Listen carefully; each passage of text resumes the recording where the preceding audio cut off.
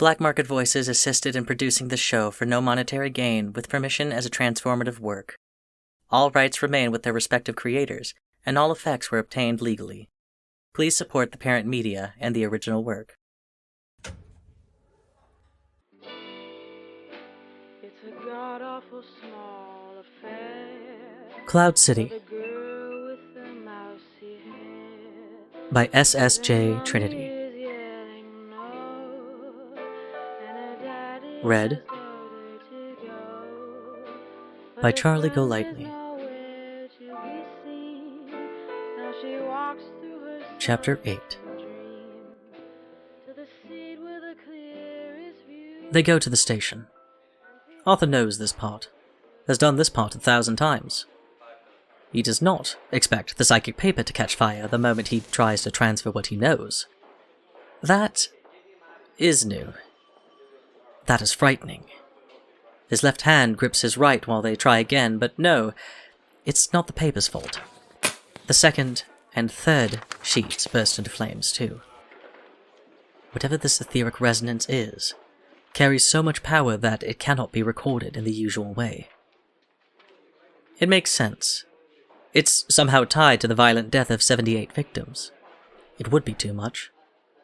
Still, Arthur feels irrationally embarrassed. The coppers are giving him strange looks, wary ones, and who the hell knows what they mean. "Hey," he says to one who passes by, "has someone called Asenath yet?" He gets a shrug in the back of that guy's head. Arthur is so damn tired. Finally, they dig a memory stone out of storage. Old thaumaturgy, and not cheap, but also durable. So he holds that, and concentrates to transfer his new memory. The memory stone cracks. "Fuck!" he says, and the cops echo his curse as they take the broken stone away. What's he going to do? Should he leave? Can he? Will Parker let him? If he can't transfer the essence, there's no point in staying here. He stands. 3 officers converge on him. No one says he's under arrest. No one puts him in cuffs or anything. But they shuffle him into a small office, give him a cup of black coffee, and leave him there alone. There isn't even a window in here. Arthur feels drained. He sits in the chair they gave him, slumped, hands around the coffee he can only feel with one palm, trying to focus his remaining eye on the rising steam, on the bubbles on the coffee's surface, on any of the little sights he used to take for granted. Crying at the police station is not a thing he'd like to do, and he does his best to keep it under wraps. "Right," says Hasta. "Are you ready for the bad news?" "What? Don't think you're being overheard now?" Arthur can't help snapping. "No, Parker's not here. Nobody's near you. And it's chaos out there." It is chaos out there.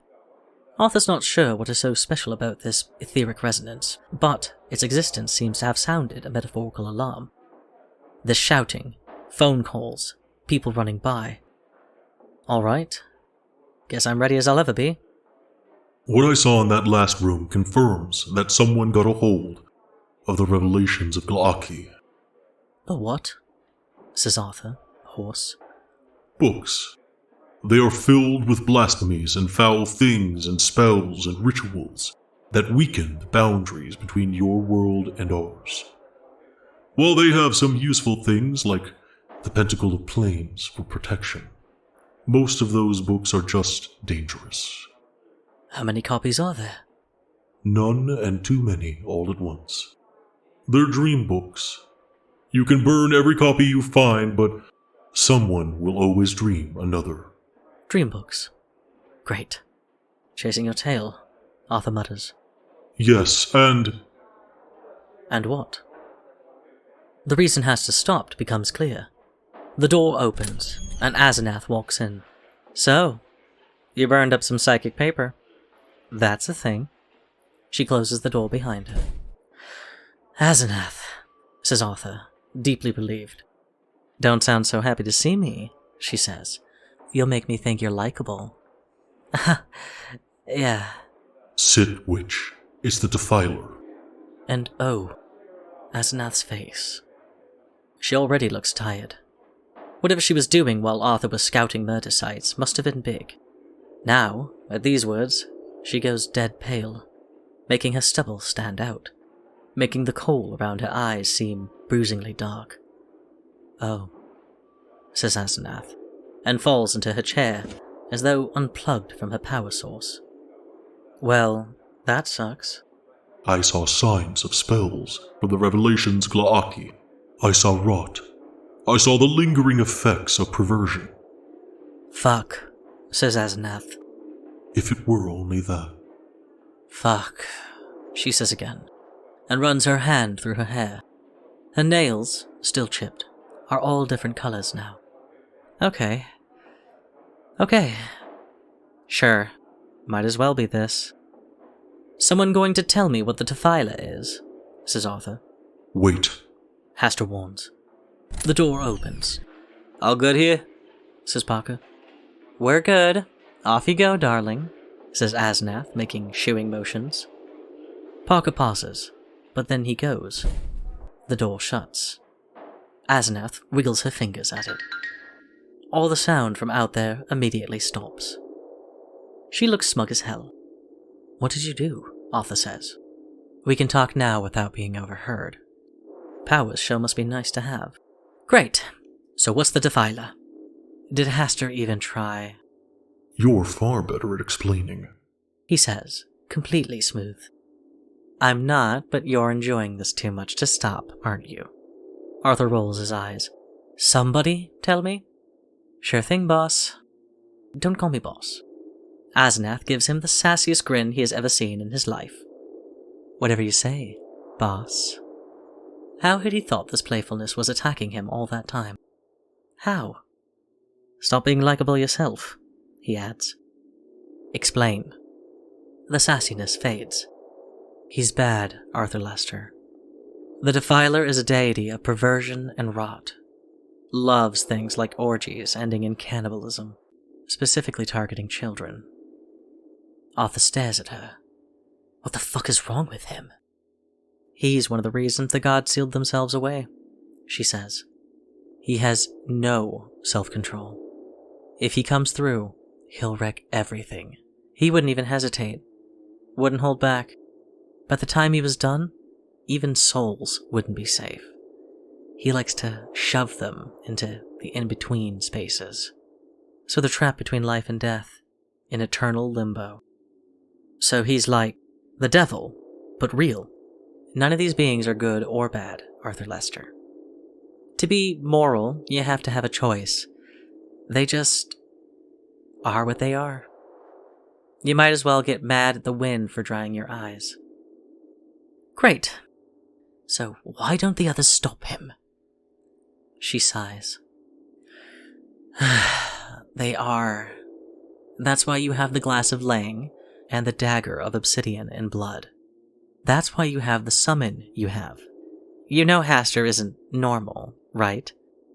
Nicely phrased, witch. Hastur sounds pleased. She shrugs. "Some tar I don't care to stick my fists into." You certainly seem to want to stick something somewhere.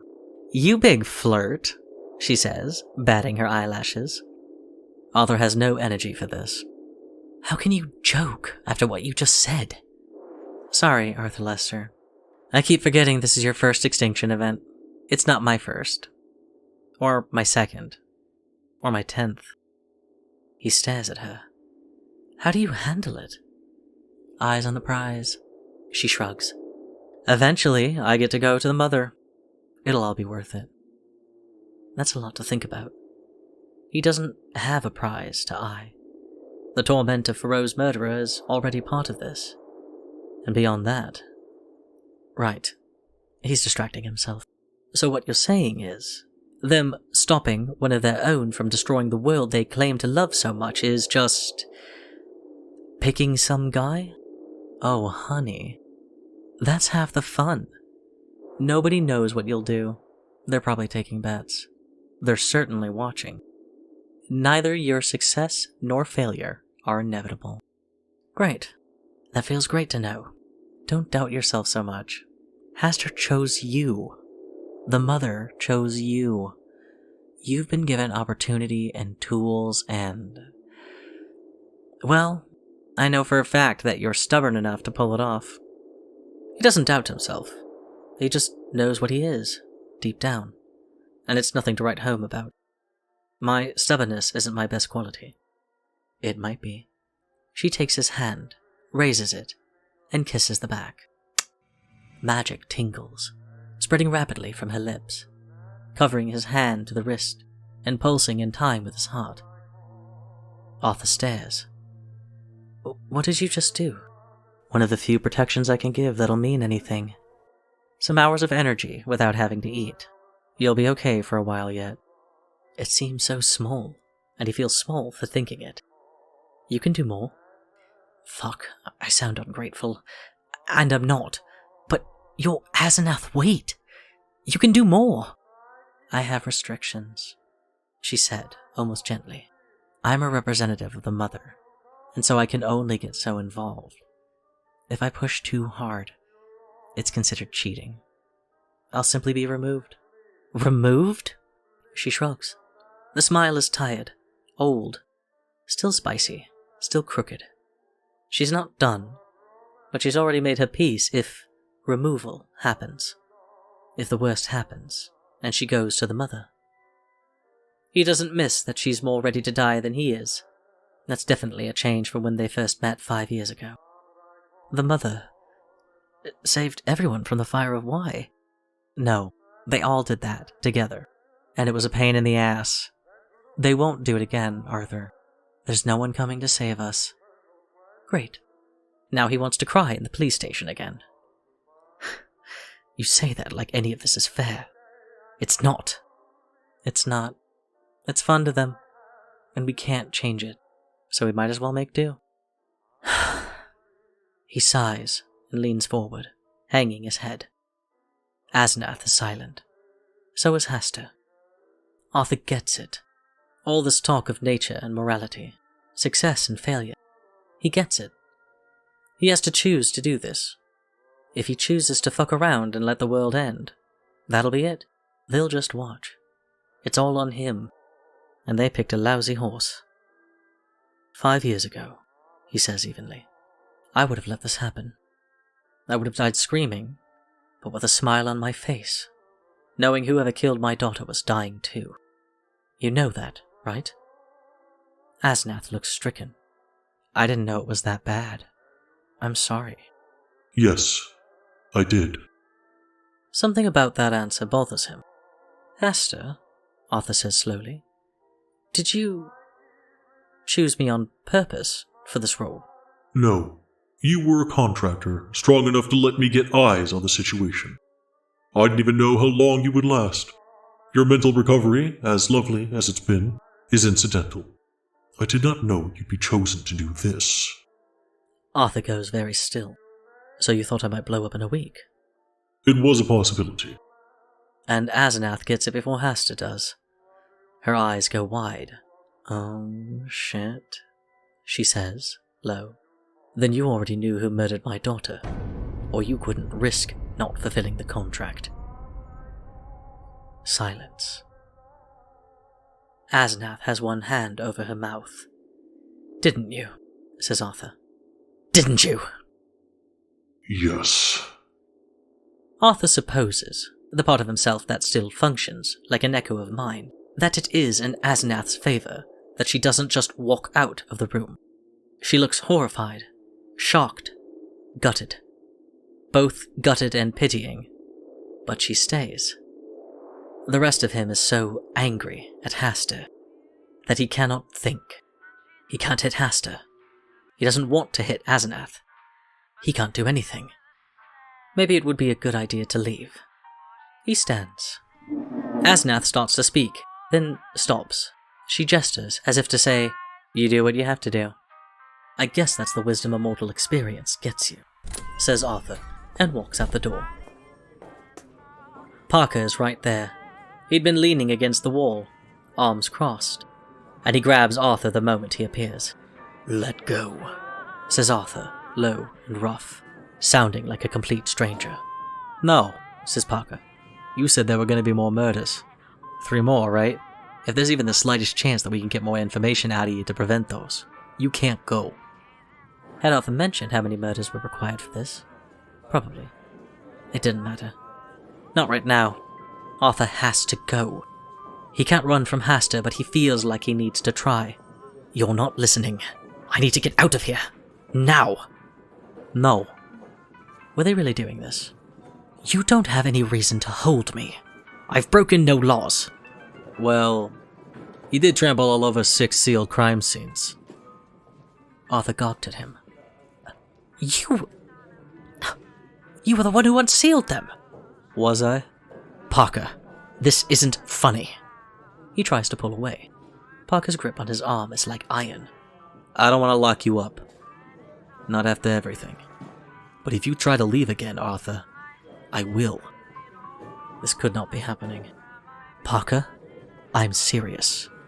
Let go. He does not. Arthur can't stay here with Hasta inside him. Can't stay still with what he now knows. He jerks back. Arthur, don't. If you stay calm, we can sneak away. Arthur, calm the fuck down. So that did not calm him the fuck down. And Arthur does the exact opposite. It takes the coppers nearly 8 minutes to wrestle him to the floor. Hey, come on.